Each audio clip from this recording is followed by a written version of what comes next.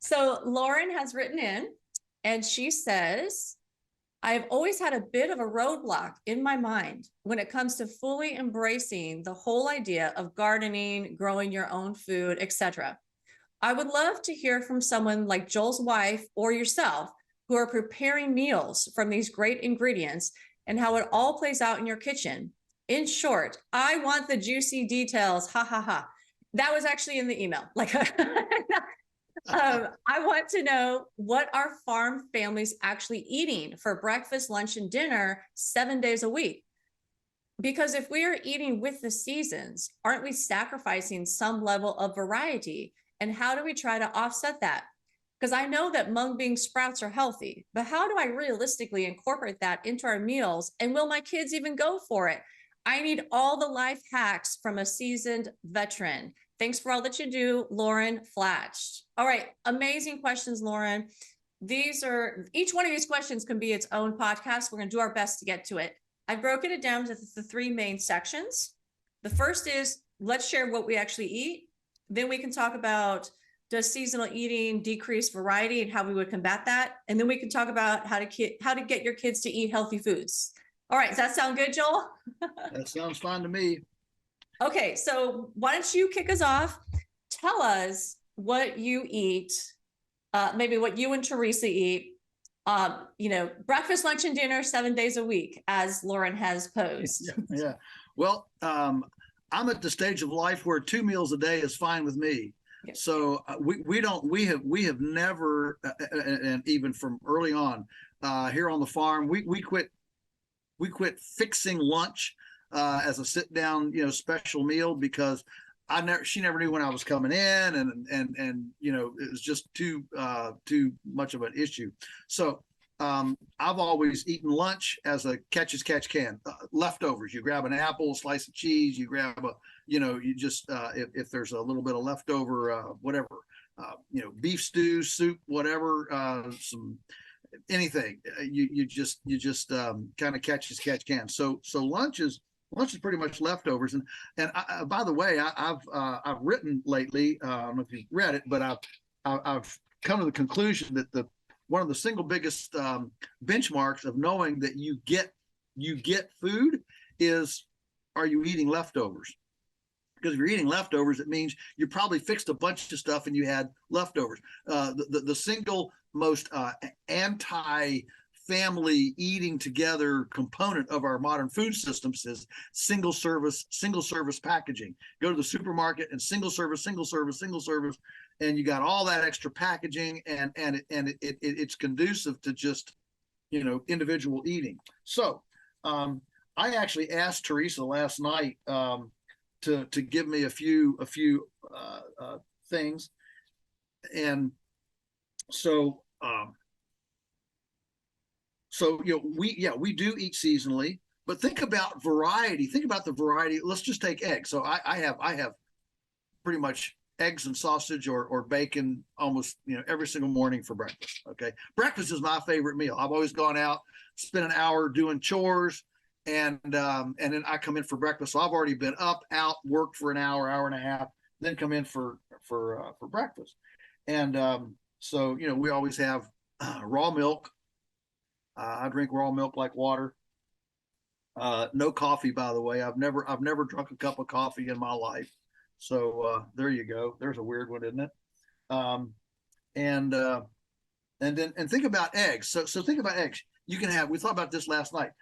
You can have fried eggs, hard-boiled eggs, omelets, scrambled eggs, creamed eggs. That's a lot of variety for a single item. So I think when you ask about variety, I think sometimes you don't need as much variety in ingredient as you have in presentation. You can get a lot of variety in presentation. It doesn't have to be in getting exotic stuff. And so then we look at the dinner meal, and what she said was, well, what do you have on hand? And there again, we were struggling with this because both of us came from families that gardened and milked cows, and we had our own butter and our own cottage cheese and our own yogurt and our own Our basements, both of our houses growing up were full of canned goods that, that our mothers canned. And of course, she helped more than I did in her house. But, and when we got married, that's what we did. She canned hundreds of quarts of stuff every year, and we have big freezers, and we froze corn, we froze peas, and so a lot of it is, well, what's on hand, what's there. Has the butternut squash in the root cellar, is it still good or is it gone bad? There's a lot of potatoes, butternut squash, sweet potatoes, those kinds of things can be kept a long time, after harvest. Onions, you can keep onions for, like 3 months after harvest. So a lot of it is just, what do you have on hand? And if you don't have anything on hand, as we were talking about this, and I'll let you have a crack at this, Sina, but one of the things that I pointed out was, if you buy bulk, like if you buy half a beef or half a hog, you open the freezer and you're not looking at a supermarket meat counter with every kind of imagination out there. You're looking in your stash, and you say, what's there, and then you build up around it. So that's kind of, I thought that was very helpful, and it indicates that there's planning. And as we discussed this, the thing that kept popping up is you can't wait till, I think I read a statistic recently that said something like 70% of Americans have no clue what they're having for dinner at 4 o'clock. 70% of Americans, if you say it's 4 o'clock, what are you having for dinner? They don't have a clue. Now you cannot eat with integrity if you don't have a clue at 4 o'clock what you're having for dinner. And so what kept coming up as I was grilling her, as I was asking her about, what are your tips? And I've got more. We'll get into the tips later, but it just kept planning. You can't just spontaneously say, oh, dinner's in 10 minutes. Guess what you reach for? Then you reach for the TV dinner, the Hot Pocket, the DiGiorno's frozen pizza. So you have to plan ahead. I love that. Okay, I'll jump in, and then I want to hear Teresa's tips as well. Okay, so I'll have to say, so we think of variety differently. So Joel sent me an email outlining his variety of eggs, as he just mentioned, different types of eggs you can make. And actually, when I got the email, I read it early this morning, like, I don't know, 6 a.m, and I started laughing. I thought you were joking. Yeah, that is kind of funny, like that's what a variety is: poached egg, scrambled egg, but anyhow, I understand your perception on that. So my perception on variety is, yes, that is variety. When I'm preparing my foods, I go for a little different type of variety, and mine is based on, I do eat what is available locally, seasonally, if it's been grown using, organic or regenerative practices. Okay, so I do support local farmers, and I do eat that food seasonally. But what I really, and one big reason why I do that, aside from supporting local farmers, is because when you're buying locally in season, the food is harvested at the right time, right? It's when it's ripe, versus in the grocery store when they're going to harvest it, like when an apple's not ripe, ship it somewhere and, with wax on it, and then maybe gas it to make it ripened.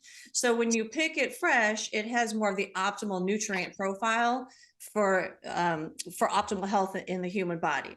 So I do try to consume that as often as possible. But what I really focus on is cycling my foods. So we know a lot of food sensitivities tend to be developed because we are consuming the same types of foods over and over again. And Joel, as you and I have discussed in the book and even on podcast about, I still call them farm subsidies. that, Uh, that as a result of that, most of what you see in the grocery store is derived from, you know, corn, wheat, and soy, right? So we're not actually getting variety. When you go into the grocery store, most of it's just an illusion of variety. So what I try to do is actually cycle my foods. So say you only go into the grocery store to buy your produce. It's going to be difficult for you to even recognize what is grown seasonally, right? Because you're almost always going to find apples in the grocery store, no matter what month it is. So how do you really know what's seasonal? So what I started doing was cycling my food. So I would eat apples for, you know, not just apples, but I'm just saying, like, maybe an apple with a meal. I would do that for a couple months and then I would get off the apples. You know, I would do the same thing with like sweet potatoes. I rotate these foods in and out of my diet in order to prevent food sensitivities from developing. And there's another scientific reason, but we can get into that later. I think we should do a whole podcast on variety over time and in ancient cultures and what it looks like today compared to then.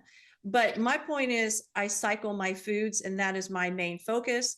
If you just to specifically answer Lauren's question, if you just ate seasonally, yes, you could actually decrease the variety of your food because not everything that you would find in the grocery store is going to be grown locally, most likely. So if you only ate seasonally, you actually could decrease your variety. But on the other hand, if you went from a diet consisting largely of processed foods, and now you're like, I'm going to eat whole foods that are grown locally, you will probably increase the variety in your diet because most processed foods are made from, you know, the same handful of ingredients. So, okay, Joel, you look like you want to jump in.